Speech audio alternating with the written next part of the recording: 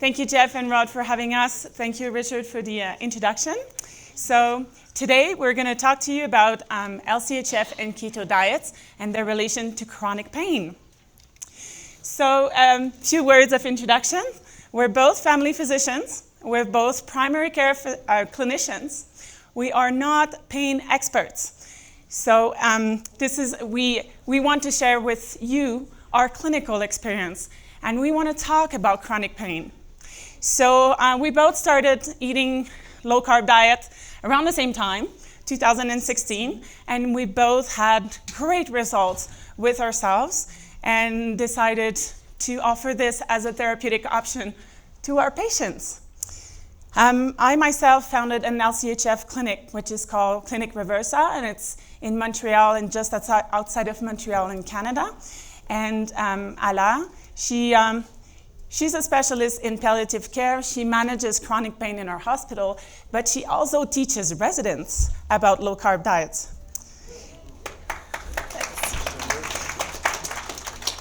We both have no conflict of interest to declare. So let's get started.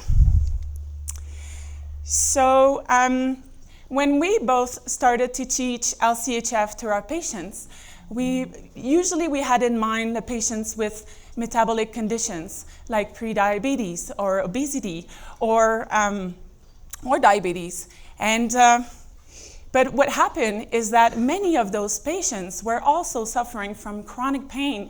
And when they came back for follow-ups, they were mentioning, and by the way, they were saying, hey, doctor, I feel great. I have lots of energy, and my pain is reduced. My pain is so much better, doctor, or my pain is gone. And at first, we're like, hey, that's cool. And then after a while, we're like, okay, something is going on here. And the interesting thing is that, we attend conferences such as this one, and we read a lot of literature on the low-carb and ketogenic diets.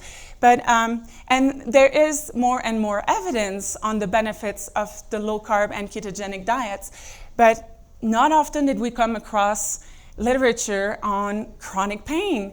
And if you look at this graph here, you can see that there's, on one side, there's strong evidence for what we know really works, like diabetes and obesity, just to name a few. And on the right side, you can see emerging evidence. And where do you see chronic pain in there? Nowhere. We don't talk about chronic pain, and this is the reason we're here today.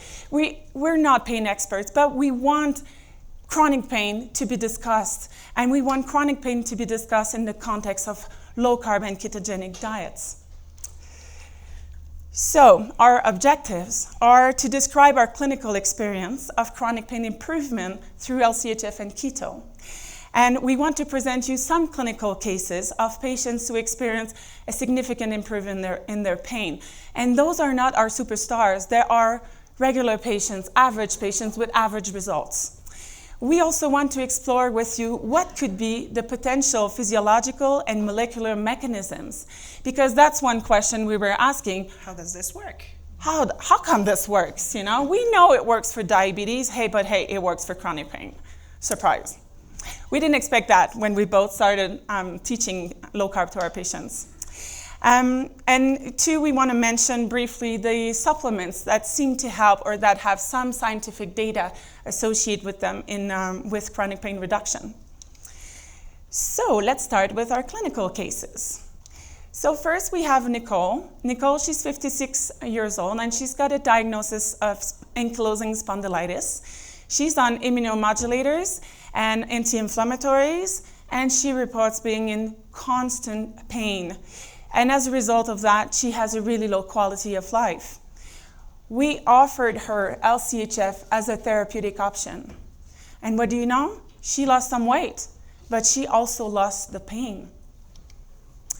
Then we have Bob, 61-year-old retired bus driver, had tremendous back and knee pain due to osteoarthritis. He was on Tylenol, and as you can imagine, wasn't helping so much, but he wasn't keen on trying new medication. He was quite sedentary and becoming more and more sedentary due to his pain. He was offered LCHF as a therapeutic option, And what do you know?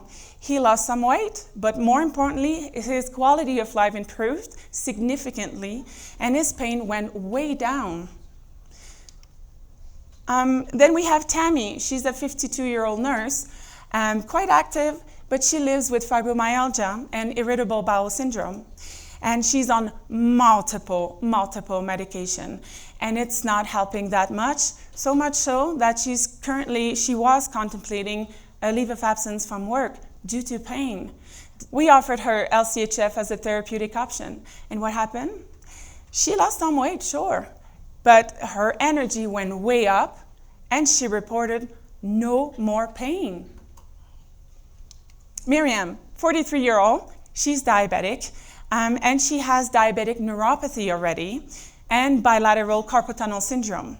She also had high CRP on her blood work and showed signs of anxiety and depression.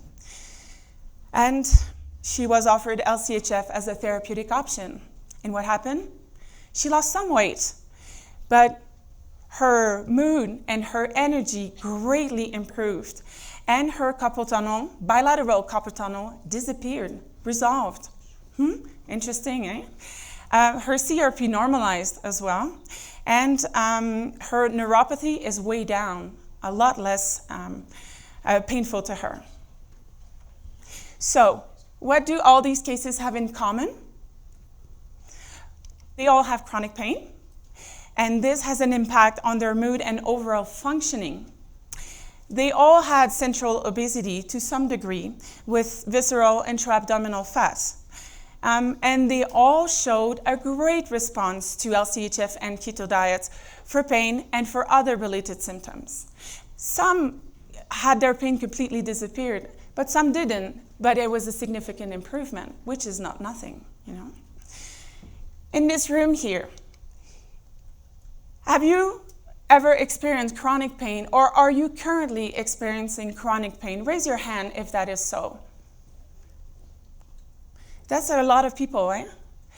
And how about clinicians? Any healthcare professionals here dealing with patients that have some kind of chronic pain? Raise your hands, please. Yes. Very common chronic pain. And yet, when it comes to LCHF and keto diets, we don't talk very much about it. Well, not enough. Until this day. Yeah, that is. So, what is chronic pain?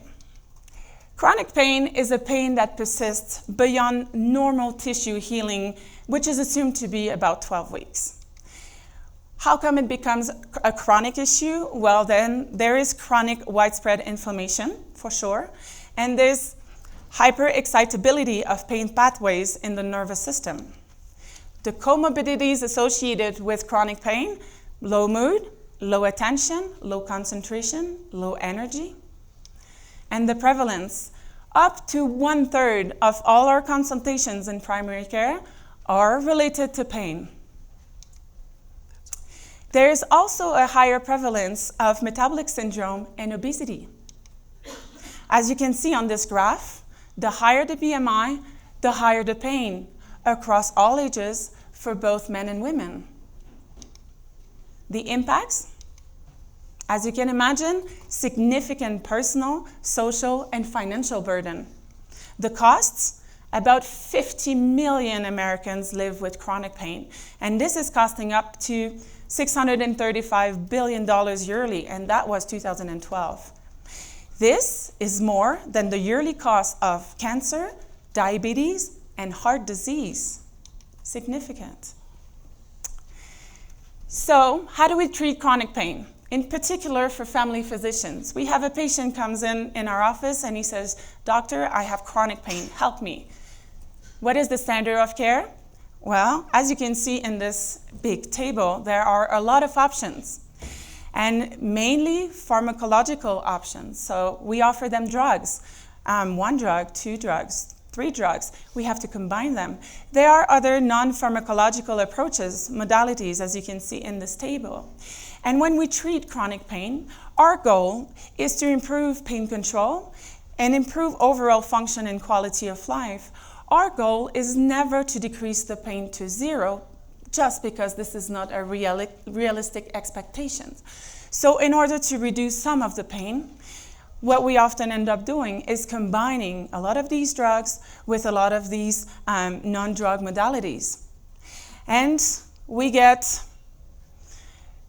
some results, but it's not perfect. As a matter of fact, pain specialists often say, and when it comes to, for instance, neuropathic pain, we're lucky if we can reduce 50% of the pain in 50% of the patients.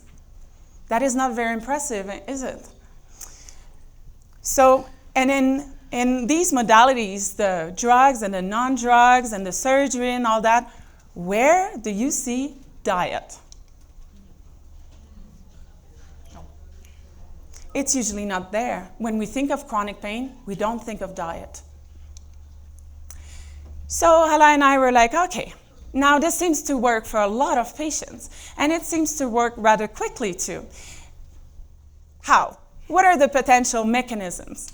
How could this be, working? So we found through our research that there are definite mechanical advantages, for sure.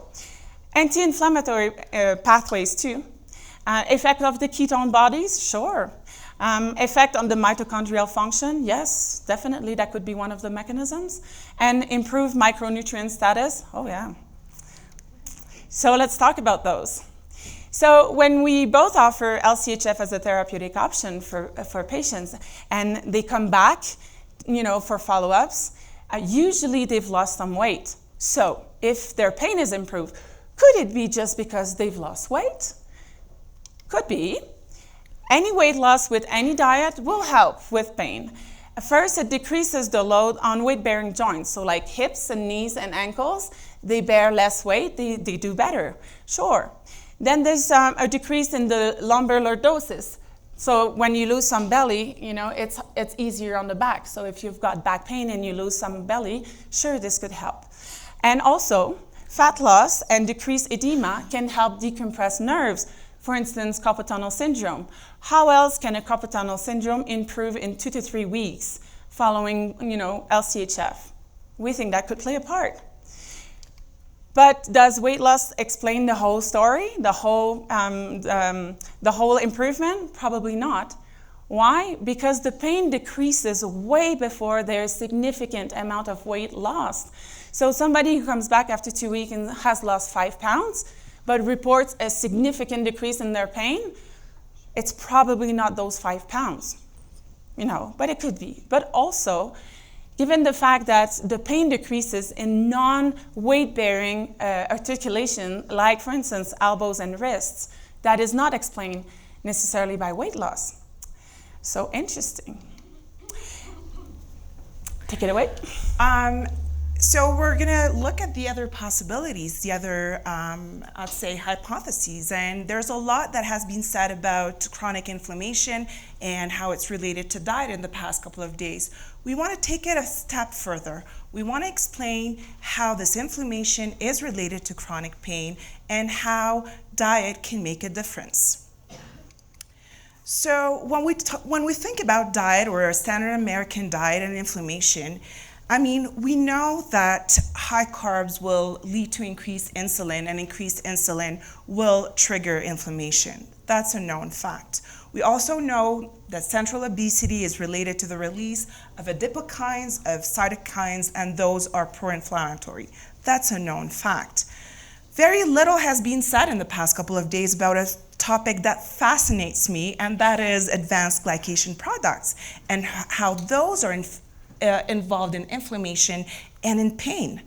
We have talked a bit about gut dysbiosis, but it's interesting to see that gut dysbiosis also is involved in the mechanisms of chronic pain. Much has been said about omega-6, omega-3 fatty acids, but we'll revisit the topic and we'll add a little something about the postprandial glucose sugar spikes and how those cause inflammation. So this is one of my favorite topics. I'm going to try to be quick, yes, but I can't. Okay. So what are AGEs? AGEs are these funky products that happen when glucose binds to proteins. It can either happen when we ingest food, or it can happen with our own bodies. So if you eat a highly processed food that contains carbs and proteins and bad fats and you cook it at a very high temperature, there is cross-linking that happens between the glucose molecules and the proteins. And those are ingested, go through your gut, and they bind to receptors that are called the age receptors or the RAGE. Anyhow, those will trigger inflammatory cascades, apoptosis, and create havoc not only in your gut, but also get across the gut and do the same in multiple organs. So that are ages that come from food. But ages are also made by our own bodies. And when you have a high level of circulating blood glucose, that glucose just doesn't sit there, you know? It tries to make friends with other molecules. It makes friends with proteins. It cross-links through a reaction called the Maillard reaction. And this is how we get something called hemoglobin A1C. That's a glycation product. But it doesn't only happen in the blood. It happens in all tissues. It happens in the brain, it happens in the kidneys and the eyes, and those have a bad reputation. We think about Alzheimer's or diabetic nephropathy, and we think about ages. And how does that relate to chronic pain? Very simple. It happens in nerves. It damages nerves and causes diabetic neuropathy. It happens in small vessels. It makes them very stiff. It makes them very narrow. And then the blood cannot circulate, the oxygen doesn't get to tissues, and you end up having ischemic pain. It happens in the muscles and makes them stiff and not functional. It happens in all our joints and causes inflammation and premature aging that we call osteoarthritis. So how can we deal with ages? Well, first of all, we want to stop consuming them. We want to stop consuming all these highly processed foods. We want to stop cooking our food at high temperatures. I know you barbecue lovers out there are going to give me a dirty look. However, you know, we can opt for slow cooking, for sous vide cooking, and all kind of different alternative ways of consuming our foods. And we want our body to make less ages. So we want to decrease our circulating blood levels. And how do we do that? Well, we choose an LCHF way of eating. Very simple, no? Yeah. If you still doubt that ages are involved in pain, well, there's this awesome study that has been done in rats. I know it's not about humans, but companies that try to make drugs are trying to find new drugs, and they're trying to make antibodies that will specifically target receptors, age receptors. And there are studies done in rats that actually show that those antibodies will block neuropathic pain in rat models with diabetic neuropathy. Isn't that awesome? That's why I like the topic. Anyhow, moving on to another topic that I find fascinating, and that's the topic of gut dysbiosis. I know I'm a nerd. I'm a family doc, but I'm still a nerd. Anyhow, gut dysbiosis is a very fascinating topic. We've talked about it in the past couple of days, but we know that a standard American diet that's rich in grains, in gluten, we know that that is when it's combined with sedentary lifestyle, with drugs like antibiotics and proton pump inhibitors, we know that chronic stress will play havoc on our gut flora, create gut dysbiosis. Locally, that will trigger inflammation and will open up the little cells, spaces between the little cells in our gut, increasing gut permeability. What does that translate into? All the bloating, the cramps, and the chronic pain people with irritable bowel syndrome experience. And not only that, the inflammation seems to trigger flare-ups in people with inflammatory bowel disease like Crohn's and ulcerative colitis. And if that was not bad enough, the inflammation doesn't stop at the gut. It goes everywhere else in the body. We're talking about the brain, and we know that brain inflammation will give you symptoms of depression, anxiety, and cognitive fog and all that stuff. But when it comes to pain, we know that an inflamed brain will have a very different way of perceiving pain. We call it increased nociception. The same happens with inflamed nerves.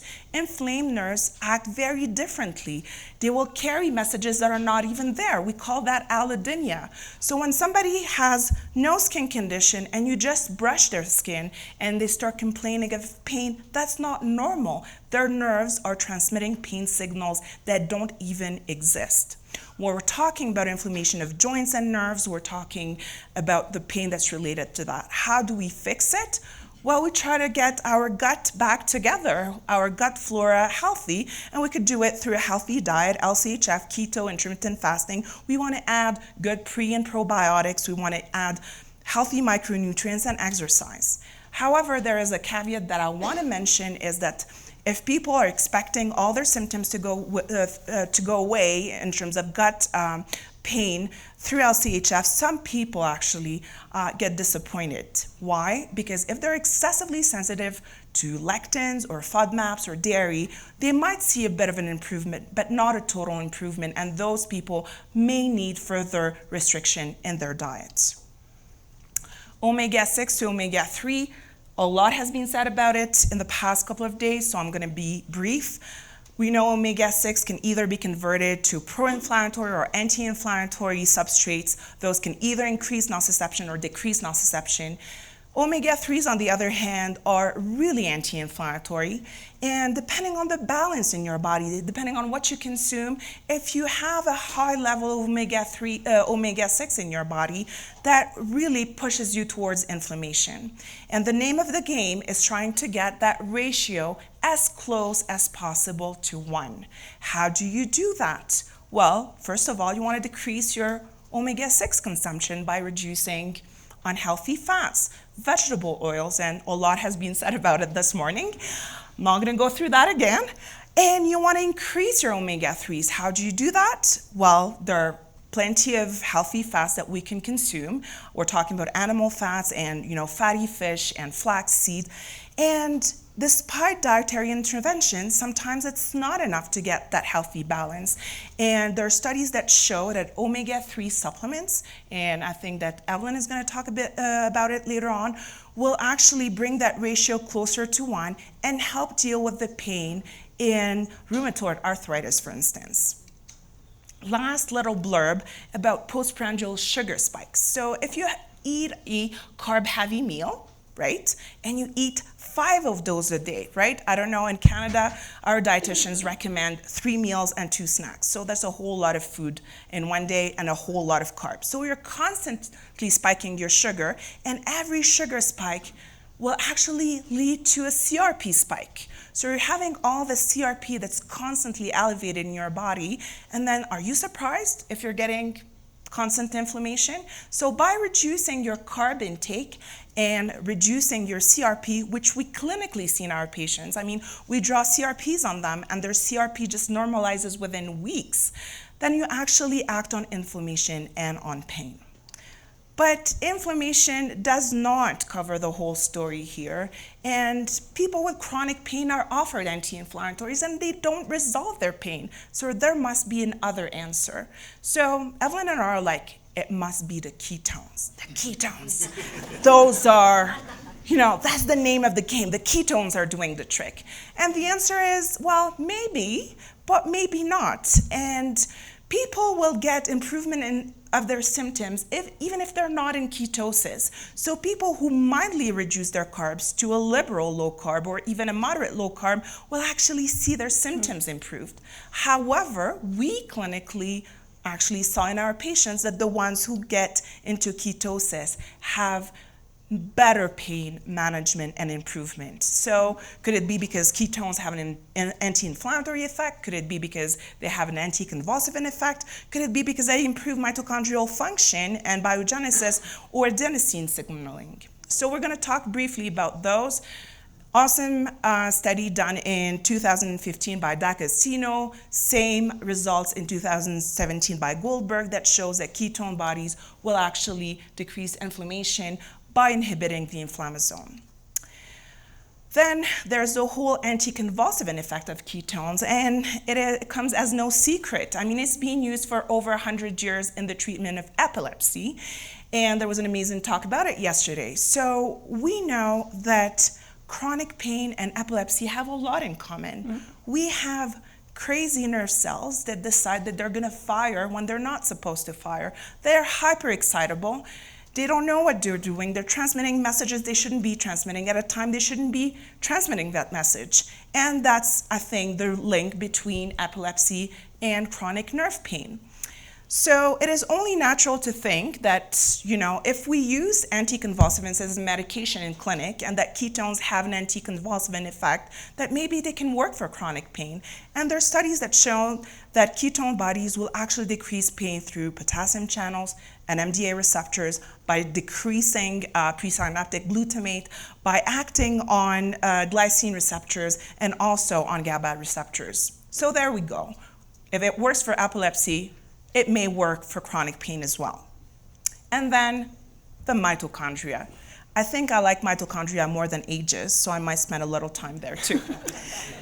Brace yourselves. I'm not going to get into it at the same detail level as Dr. Eads, but I'm going to still try to tell you a little about mitochondria. Mitochondria are fascinating.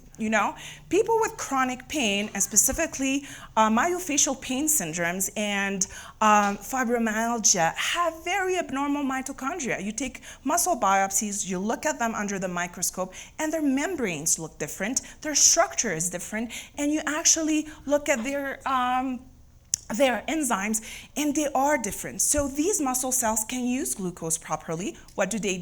They go down the glycolytic pathway, make tons of lactic acid, which give you sore muscles and decrease muscle resistance.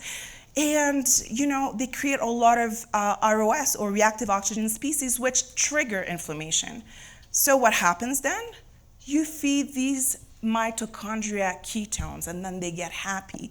They make more ATP, less reactive oxygen species, and all of a sudden the inflammation decreases, the pain decreases, the lactic acid decreases, and you're having happy muscles. Adenosine is also a fascinating topic. I didn't know about adenosine before doing all the readings for this lecture, and when we think about adenosine, we think about the heart, but I didn't know that it was a neuromodulator and had an anti-inflammatory effect. And long and behold, when you look at studies, it shows that adenosine actually decreases pain transmission, decreases anxiety, and improves sleep. Isn't that awesome? Our chronic pain patients have all these symptoms all at once. And what is most amazing is when you look at exercise therapy and acupuncture, well, they seem to work through adenosine pathways as well. So passing on this to my colleague, who will talk about micronutrients. So could there be a link between micronutrients and pain? Well, vitamin D. Let's talk about vitamin D. This is one of the vitamins that we give to our LCHF patients when they start on this diet. And vitamin D is often deficient in overweight and obese people. It is also usually deficient in the Western world countries due to reduced sun exposure. And we're from Canada, so we know about reduced sun exposure, trust us. And vitamin D plays an important role in neuronal regulation and modulation of GABA and NMDA. Inflammatory pathways associated with chronic pain like TGF, beta-1, interleukin-4, and nitric oxide are regulated by vitamin D. And vitamin D deficiency sometimes presents as myopathy of type 2 muscle fibers, bony pain, deep muscle hypersensitivity, and even balance deficits. So prescribing vitamin D is actually vital for pain patients. The recommended doses for chronic pain is around 50 to 75 international units per kilo per day. And this may seem like a lot of vitamin D because normally we're trained to prescribe maybe 1,000 per day or 10,000 per week. But in chronic pain, what we see, and with people with metabolic syndrome issues, what we see is that this is clearly insufficient to reach the optimal range, which is around 125 to 150. So you might need to prescribe a lot more than you think. And the key here is to monitor it. After 3 months, check on the vitamin D level. You might get a surprise. Magnesium. Magnesium is often prescribed to patients on LCHF and keto diets, and there are really good reasons for that. But in chronic pain, it is another nutrient that is vital. So magnesium deficiency is associated with pain, with fatigue, neuronal hyperexcitability, and neuropathic pain. Magnesium intake is often insufficient in adults. As a matter of fact, about 68% of the American population is deficient in magnesium, and about 19% don't even meet half of the daily requirement in magnesium. And we know too, through LCHF and keto diets, we decrease our insulin secretion, and that means that sometimes more magnesium is flushed through the kidneys. So it's really important to supplement with magnesium for people with chronic pain and on LCHF and keto diets. The recommended doses are around 300 to 400 milligrams per day to start. And what we found is that bisglycinate is the favored form for chronic pain.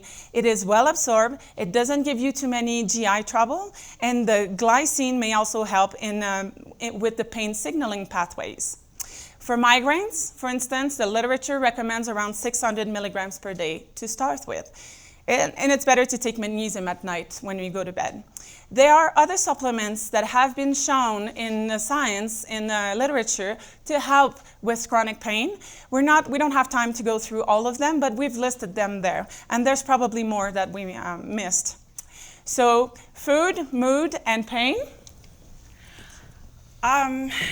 It's a little homage to Dr. Georgia Eid.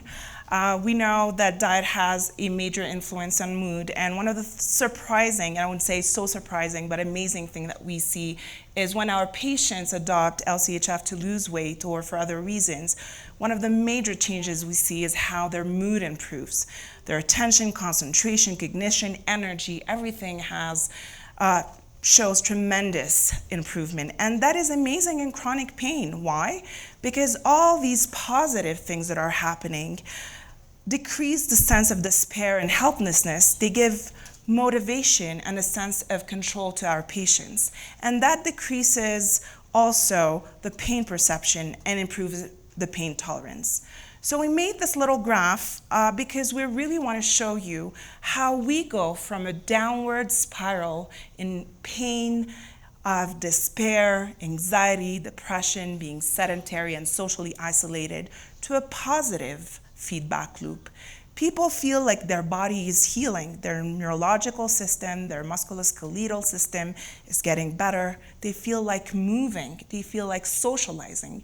Their mood improves, their energy improves, their pain decreases, and all of a sudden, all these positive things start feeding into each other, making changing differences in their pain control.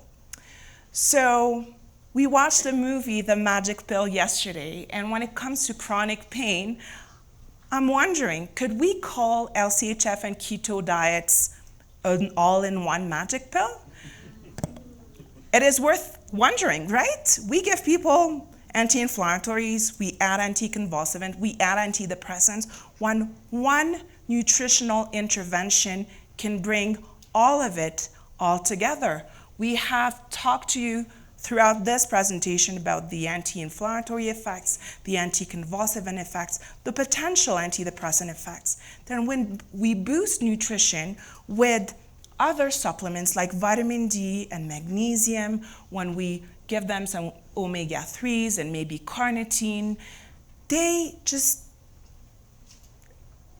live through an amazing transformation. And that is one of the most, I'd say, marvelous things that we witness as clinicians, is going from seeing somebody who's going nowhere, who's getting worse month after month, year after year, and then there you go, within weeks, things start getting better.